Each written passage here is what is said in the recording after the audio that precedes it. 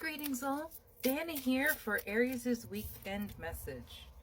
Aries, the first card that came out for you is the Hermit in reverse.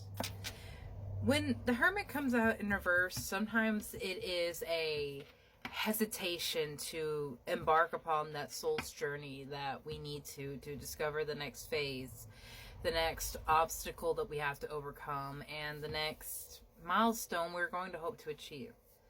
Other times when the Hermit is in reverse, we are completely unaware and oblivious to the issues. Like we're living in escapism and using substances to remove ourselves from really being and experiencing our reality, because it's a tad unpleasant. And I understand that, Aries. I use escapism heavily myself to heal, to cope, to try to just deal with how overstimulating this world is. So don't feel like I am attacking you. I understand this. I am also a Virgo moon, so I have Hermitage energy. The point that I want to share with you, though, Aries, is that on the other side of it, you are a very different person. And as scary as that is, because you don't know who you are, you could be free of all of the trauma, all of the pain. Yeah, the Page of Wands is standing here, and I feel like he's about to draw out his new dream, his new vision in the sand here. And I like that it's in the sand because that can constantly shift. The winds come in and the grains rustle and the image change, but now it's something better. Now it's something more beautiful. Be open to the change. Be open to the experience. It's great to have a goal. It's great to have a dream. But don't fight every other option, because they are all valid. They all have something for you to learn from them. But if you are so stuck that, like, no, this one wand is what I'm going to take and run with, then you're going to be in this war. Literally, that's the same person fighting all of that for no reason, when they could do so much more by working together. And even not even just working together, just hearing from another person's perspective, because each of those wands are different.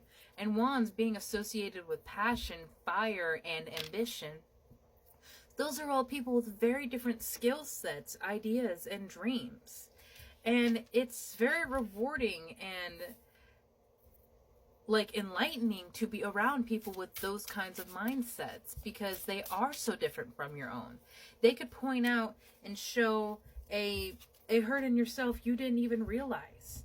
Something that you were doing that was furthering your pain, that was furthering your trauma, that was putting you in a negative cycle.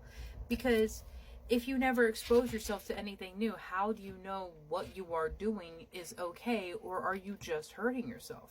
And of course, that all comes with, your own process. You do you on that. And that's why the Judgment is in reverse at the bottom of the deck. Don't worry about the other's judgment. Don't worry about them standing against you. What's most important is that you're doing something and you're doing it for you.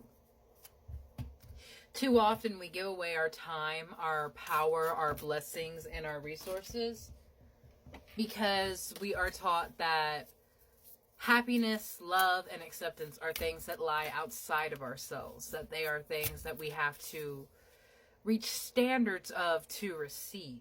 And that simply is not true, my love. We come from the stars, and you literally got the stars card. You can manifest every wish. We come from the place of unconditional love. Source, God, Spirit, Jesus, whatever you choose to call it. It is unconditional love. And it is only here that conditions, limitations, and standards are put on that. You have Evil Queen.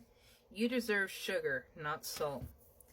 For an Aries, I don't feel as though you're so much giving away your power to someone else, but letting their words reflect poorly on how you feel about yourself and what you can do. Because when you're in the beginning stages of a process, the planning stage, the fabrication, the outline, you have the least amount of confidence in it. Being guided by the wrong people can seed your potential with doubt, fear, shame, guilt, or greed. And these are low vibrational energies that you do not want coming into what you're building for yourself. What your happiness is going to look like with this Page of Wands. You don't want all of that to come along with what you're doing. So be mindful of what you are sharing about yourself and your dreams with other people.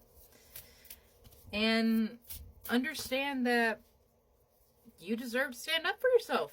That you deserve happiness.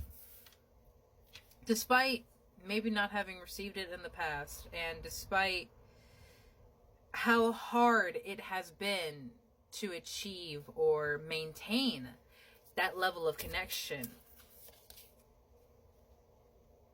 Yeah, you are the sun. Paint it back into your sky. You are going to be the reason you smile again. It's not going to be a person. It's not going to be a job. You are finally going to be seeing you as the beautiful Aries that you are.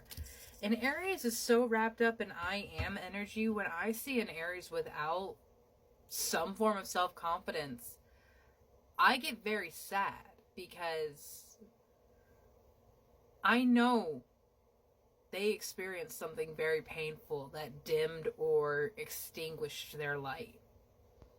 And that's going to take a lot of work for them, but anything worth doing is worth putting a lot of work into, and you are worth healing. In case no one ever told you that, Aries, you are worth healing, you are worth loving, and you are worth protecting.